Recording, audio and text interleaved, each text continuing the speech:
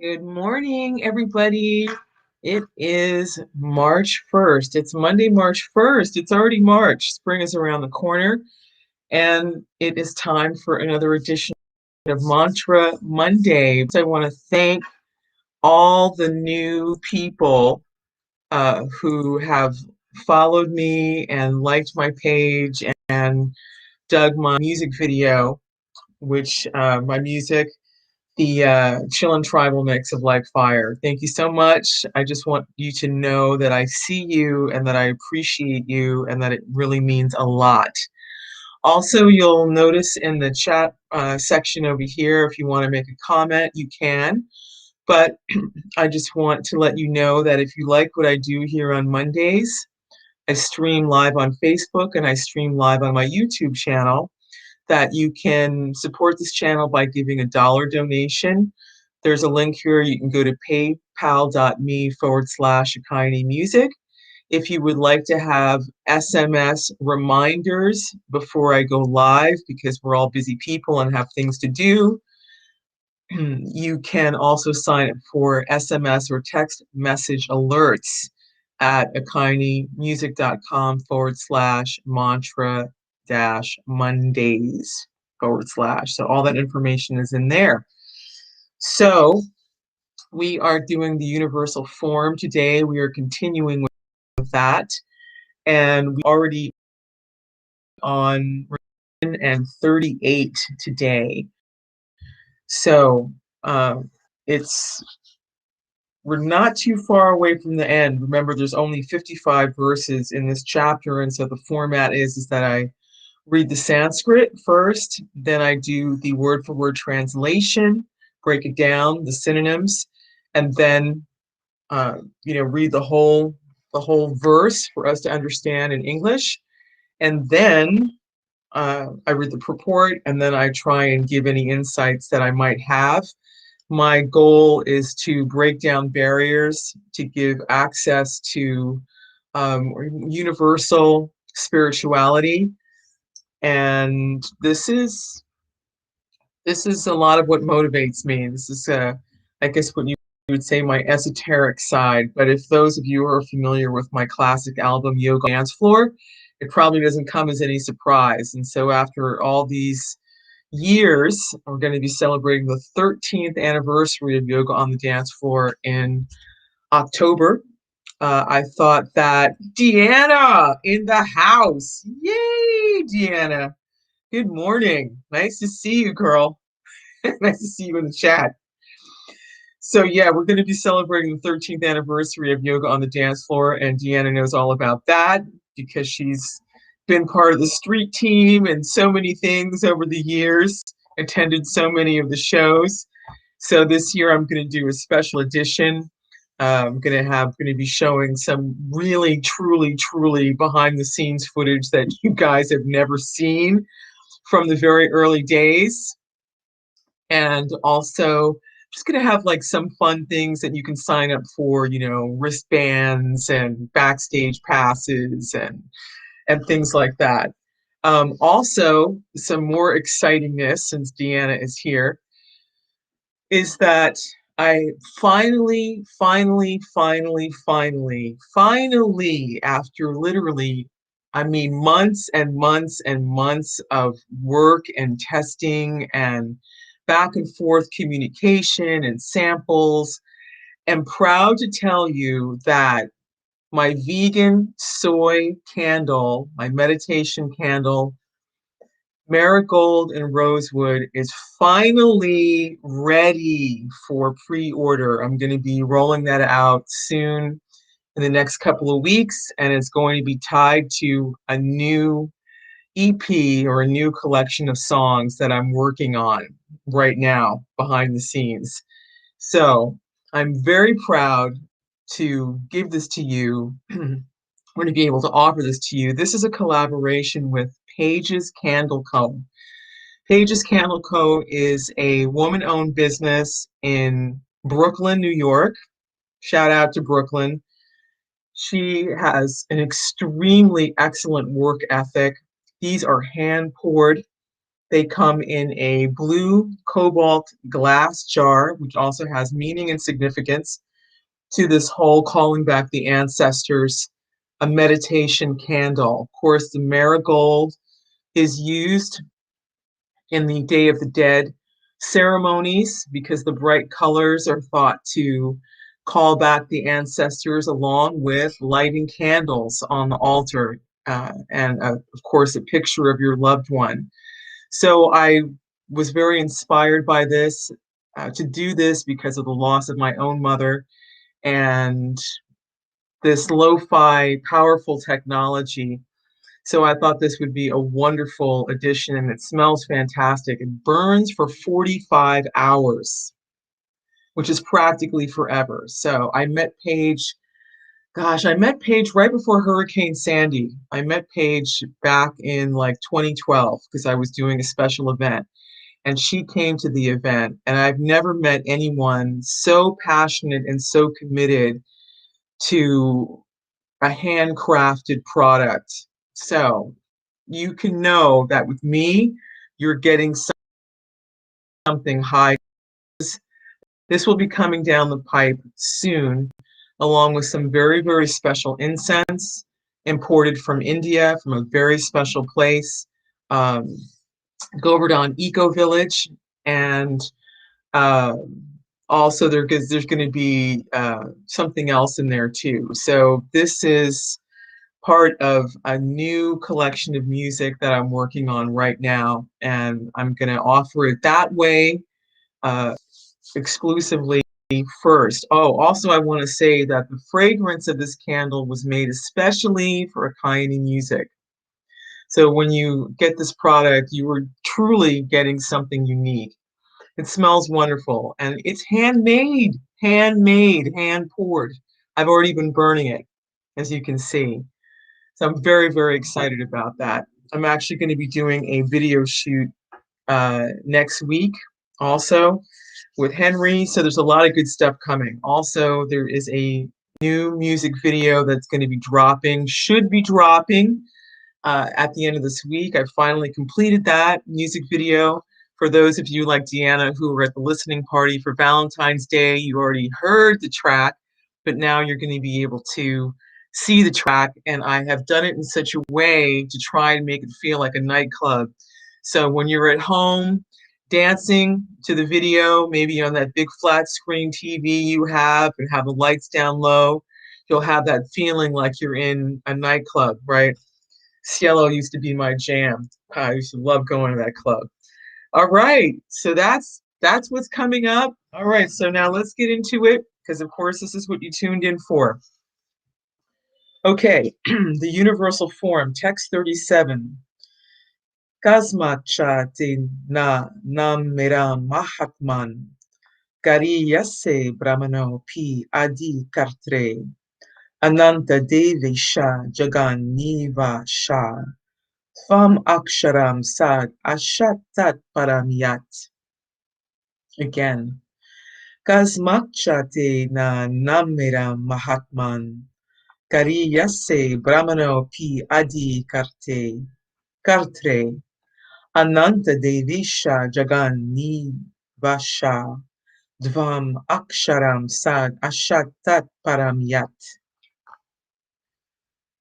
Kasmāc nameran mahātman, garīyase brahmaṇo ādi-kartre, ananta-deveśa jagan-nivāsa, tvam akṣaraṁ sad-asat paraṁ.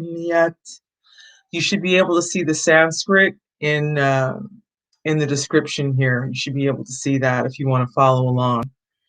And then I'm going to go ahead and read text 38 and read the Sanskrit back to back. Tvam ādi-devaḥ puruṣaḥ purāṇas, tvam asya viśvasya paraṁ nidhānam, vettāsi vedyaṁ cha paraṁ chādam, tvayā tataṁ viśvam ananta-rūpa. All right, so let me get into it. Okay, so the word for word translation for text 37. Kasmāc Why? Cha, also, te, unto you, na, not, nameran, they should offer proper obeisances.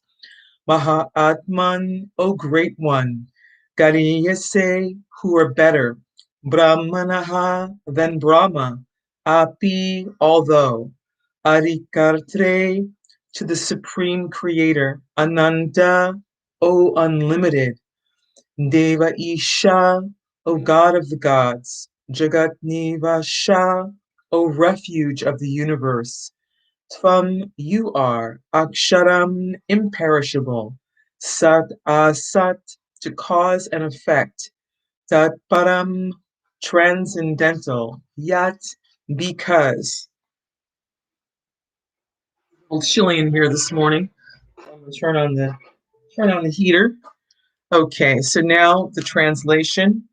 Oh, the great one. Remember, this is Prince Arjuna now addressing Bhagavan Sri Krishna, because he is seeing the universal form. And so these ecstatic prayers continue. O great one, greater than Brahma, you are the original creator. Why then should they not offer their respectful obeisances unto you? O limitless one, God of gods, refuge of the universe, you are the invincible source, the cause of all causes, transcendental to this material manifestation. All right, so before I read the purport, there's just something great about this verse, this mantra right here, is that it right away clears up any misconceptions and any confusion that a person might have about what Krishna's place is in what is often referred to as the Hindu Trinity, right? So the Hindu Trinity is Vishnu, Brahma, and Shiva. And there is a great deal of confusion in that Brahma, Lord Brahma, the grandfather of the universe, Brahma is actually a post. It is a position. It is not a permanent situation, because Brahma is subject to birth and death. Lord Vishnu is never subject to birth and death, because God is not subject to birth and death, right? God is the original source. God is the maintainer. God is the supreme soul. He is the soul of all souls. He is the source of all creation. He is actually the source of Brahma. Brahma is the first created being. So when we go back to the 10th chapter, Opulence of the Absolute, or even if we look at, let me get this book down for you here.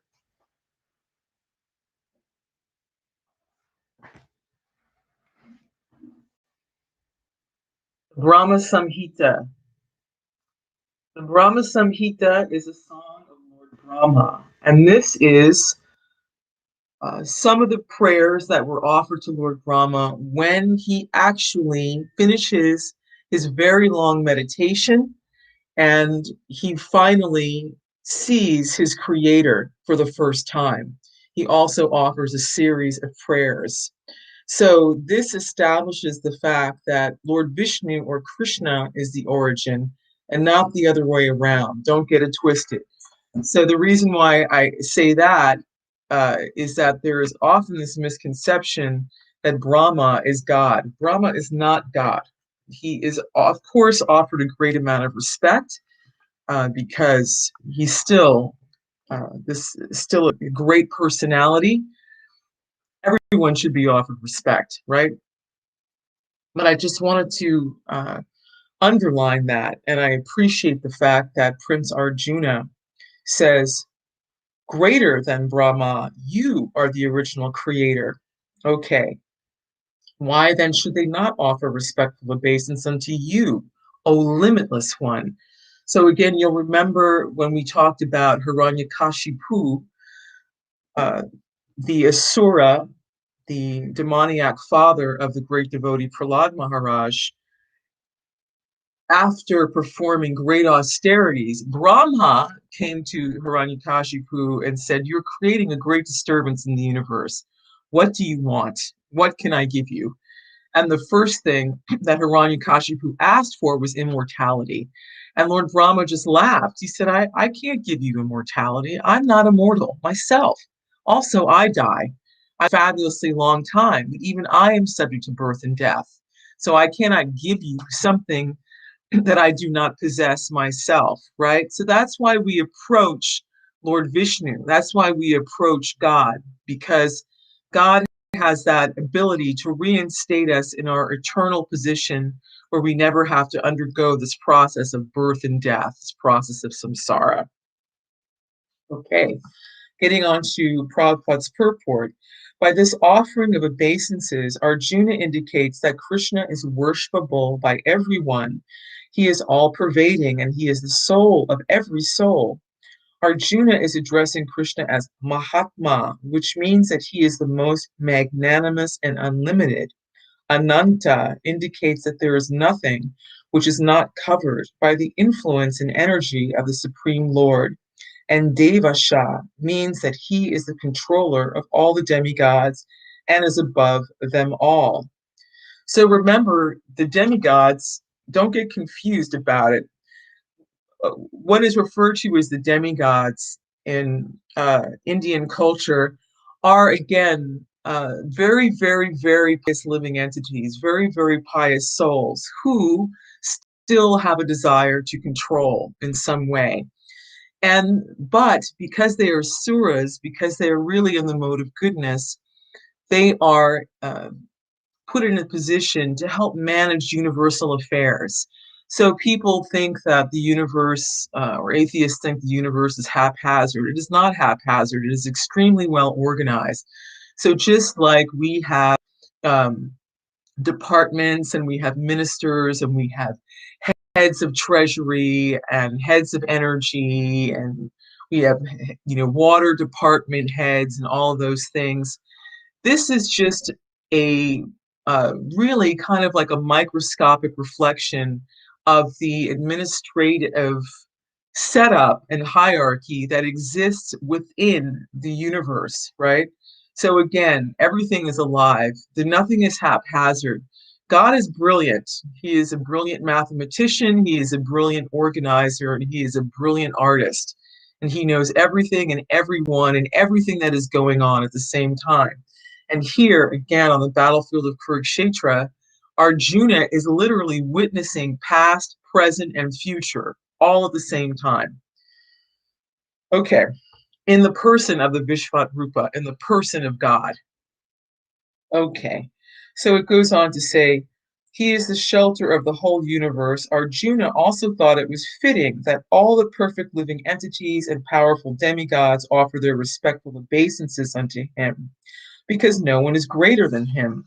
Arjuna especially mentions that Krishna is greater than Brahma, because Brahma is created by him. Brahma is born out of the lotus stem grown from the navel abdomen of Garbhodakshayi Vishnu, who is Krishna's plenary expansion. Therefore, Brahma and Lord Shiva, who is born of Brahma, and all the other demigods must offer their respectful obeisances. It is stated in the Srimad Bhagavatam that the Lord is respected by Lord Shiva and Brahma and similar other demigods. The word akṣaraṁ is very significant because this material creation is subject to destruction, but the Lord is above this material creation. He is the cause of all causes, and being so, he is superior to all the conditioned souls within this material nature, as well as the material cosmic manifestation itself. He is therefore the all-great supreme. So there you have it. Prabhupada laid it out just as, I pointed out or observed in the beginning. Okay, so now we're going to move on to text 38. Tvam ādi-devaḥ puruṣaḥ purāṇas, tvam asya viśvasya paraṁ nidhānam, vettāsi vedyaṁ cha paraṁ chādam, tvayā tataṁ viśvam ananta-rūpa. Word for word translation: Tvam, you, ādi-devaḥ, the original supreme God; puruṣaḥ, personality; purāṇa, old; tvam, you; asya, of this; viśvasya, universe; paraṁ, transcendental; nidhānam, refuge, vettāsi, the knower, ashi, you are, vedyaṁ, the knowable, cha, and, paraṁ, transcendental, cha, and, dhāma, refuge, tvayā, by you, tataṁ, pervaded, viśvam, the universe, ananta-rūpa, oh, unlimited form. Translation: You are the original personality of Godhead, the oldest, the ultimate sanctuary of this manifested cosmic world. You are the knower of everything, and you are all that is knowable. You are the supreme refuge above the material modes. O limitless form, the whole cosmic manifestation is pervaded by you. Purport: Everything is resting on the Supreme Personality of Godhead. Therefore, he is the ultimate rest. Nidhānam means that everything, even the Brahman effulgence, rests on the Supreme Personality of Godhead, Krishna. He is the knower of everything that is happening in this world. And if knowledge has any end, he is the end of all knowledge. Therefore, he is the known and the knowable. He is the object of knowledge because he is all-pervading. Because he is the cause in the spiritual world, he is transcendental. He is also the chief personality in the transcendental world. So Krishna is Uttama Shloka. He is the ultimate verse, right? He is the knower, and he is to be known. So the Vedas are like our mother, and the Vedas tell us about our father, tell us about our origins, tell us about so many things. Of course, the Vedas are vast. If you want to learn about medicine, if you want to learn about the amorous arts, if you want to learn about military science, if you want to learn about herbology, if you want to learn about astronomy, astrology, so many things. The Vedas cover everything. But ultimately, if you want to know about how to reconnect with the origin of all this knowledge, that is what these bhakti texts are for. When I was reading this, everything is resting on the Supreme Personality of Godhead. Therefore, he is the ultimate rest. Immediately, what came to mind is what we say when someone passes away. We say, rest in peace, rest in peace. So this is a nice, kind of clue or indication, I think, at any rate, at least from my perspective, of where this saying comes from. Because at the end of this particular cosmic manifestation, for those souls who haven't become liberated from the material world with all its layers and complexities, they actually are drawn back into the body of Lord Vishnu to go back into a cosmic sleep, right? So this cosmic sleep happens, we become dormant until the next cycle comes around, and then we are re-released, out into a new manifestation of the universe, and are allowed to explore and try and find happiness in a situation and in a place that is impermanent. So, but in the meantime, we are given that respite. We are given that. So there you have it.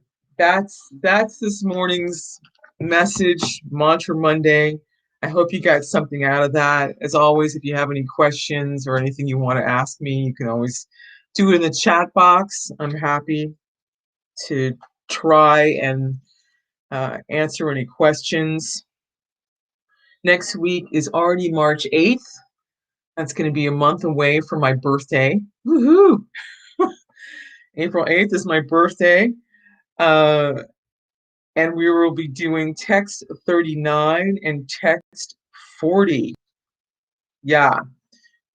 This chapter of the universal form is really great because it kind of, it sort of wraps everything up, or it recapitulates everything that we also learned in the opulence of the absolute in chapter 10. So that's what I have for you this morning. Thank you so, so much for being here, Deanna. I really, really appreciate it. I hope all is well with you. I hope the crazy snowstorms are gone and are melted. My goodness, what a trip. And I will be on Instagram at 9:35 a.m. to give my Instagram peeps uh, an opportunity to interact with Mantra Monday. So I am going to end the stream now. And of course, you can re-watch it at your leisure, either on Facebook or on my YouTube channel, which is at Akayani Performs. Thank you so much. Have a wonderful week. Stay positive and keep your eye on the prize. Bye now. Bye, Deanna. Have a great day.